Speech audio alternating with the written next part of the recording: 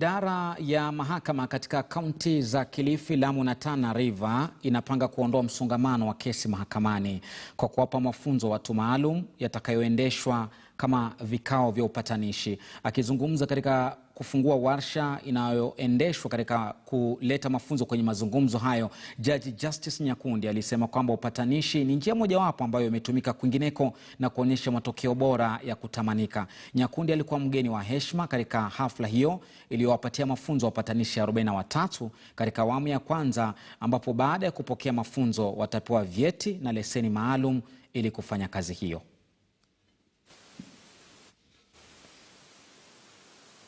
Accreditation. Tumekuwa na challenges within Kilifi County za kupata wale accredited mediators for the court to refer their cases for them to mediate over them.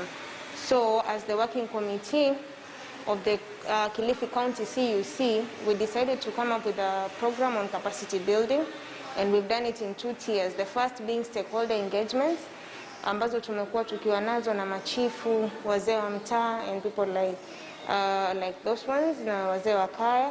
Lakini pia we decided to properly train and certify a number of individuals who are passionate about justice to ensure that there's enough mediators for the counties of Kilifi.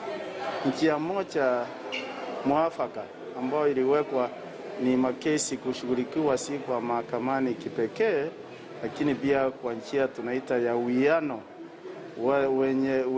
Wenye kesi wenyewe wanawekwa pamoja, wanasumuhisia hilo kesi, wanalitatua.